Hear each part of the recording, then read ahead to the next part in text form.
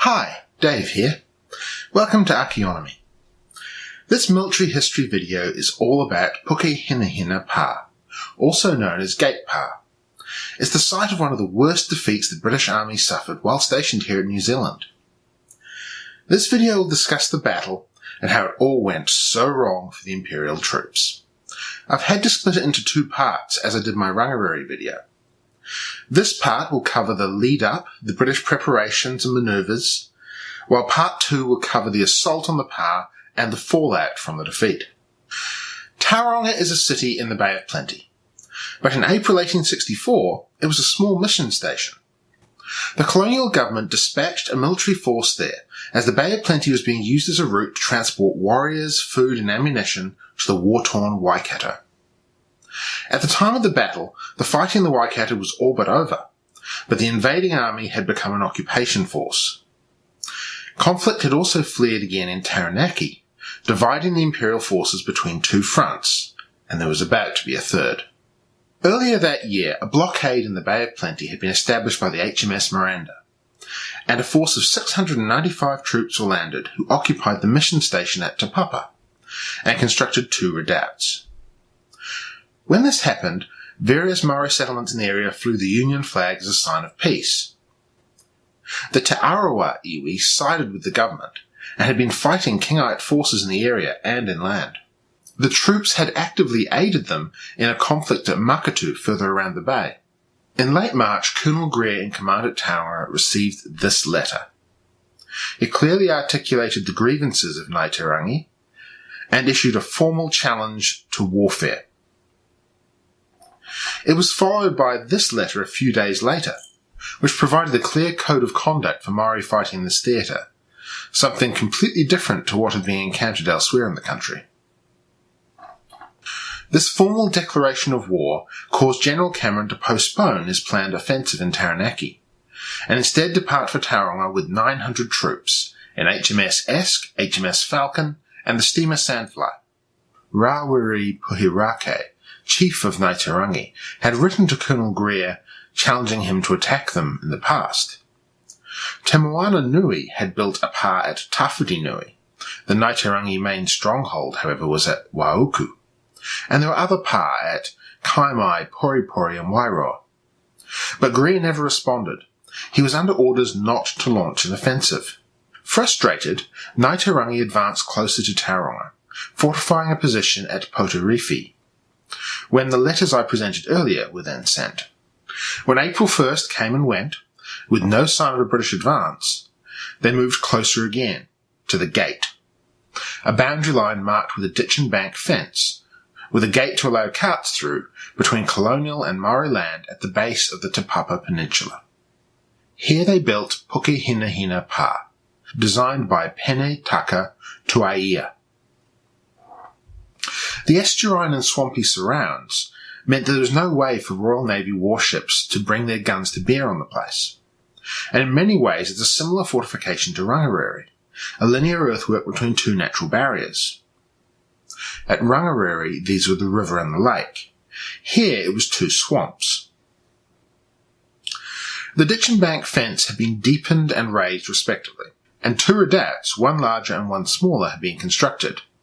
The smaller one was incomplete at the time of the battle. Unlike Rangiriri, there were far more underground bunkers and tunnels.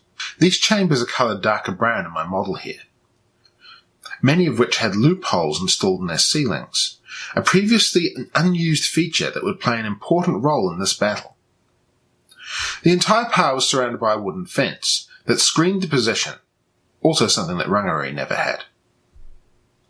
The pa had a garrison of about 250, split 210 mainly of Ngaterangi in the main pa, and 40 mainly Kohiriki in the secondary position, including a female warrior, Hene Te Kiri Karamu. This Google Earth representation is based on overlaying the military plans, and is only a rough location, accurate to around plus or minus 50 metres.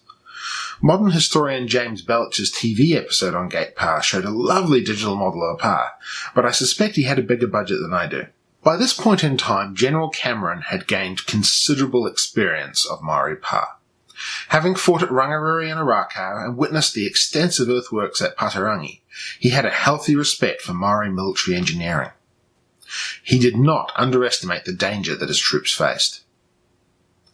Ensign Nicol of the 43rd, however, wrote, "The Pa from the outside looks the most insignificant place." But Nicol was not in command. On the 27th of April, Cameron advanced on the Pa with 1,695 troops, and a siege train of 2 8-inch mortars, 2 24-pound howitzers, 5 Cowan mortars, 2 6-pound Armstrongs, and 3 guns dismounted from the HMS Esk.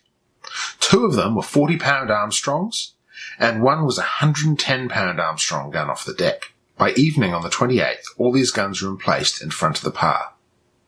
At 7 p.m, under cover of darkness, a feint attack was made on the Pa with 1 of the 6-pound Armstrongs and a line of skirmishers, diverting the attention of the garrison from their right flank, where 732 troops of the 68th Durham Light Infantry under Colonel Greer trudged around the mudflats at low tide under cover of darkness to take up positions in the rear of the Pa.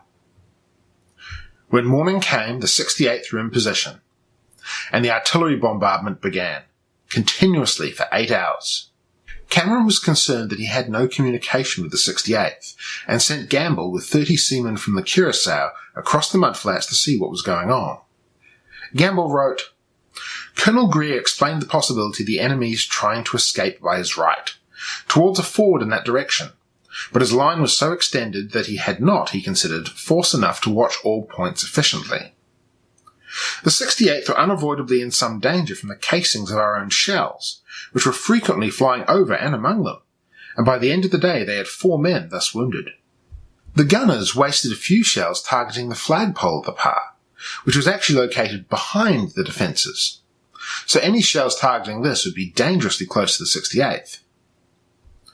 Gamble continues, "I returned to headquarters by noon, when I found that 1 of the 6-pounder Armstrongs had just been conveyed across the swamp on the left of the enemy, and taken up on command and ground on the opposite side, whence left of the enemy's line of entrenchments was thoroughly enfiladed, and they were therefore driven from that part of their works." The British had no way of knowing this, but they had cut the defenders off from their water source, as their well was located at that end of the trench. Heni Te Kirikaramu recounted to James Cowan what it was like at the beginning of the 8-hour bombardment. She had been attending their morning Christian service when the first shell struck.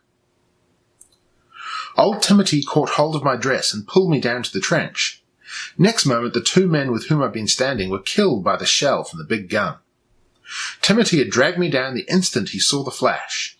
Our chaplain Hori was terribly mutilated. He was unrecognisable. Iraihia Te Patuiti was killed on the instant, but the shell did not burst on striking them.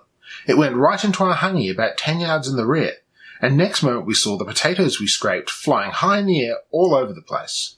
Gamble continues, "The fire of the guns, and especially of the howitzers, which were particularly good, was mainly directed at the left angle of the redoubt, at which point the post and rail fence which surrounded it was broken down and a practical breach made in the earthwork.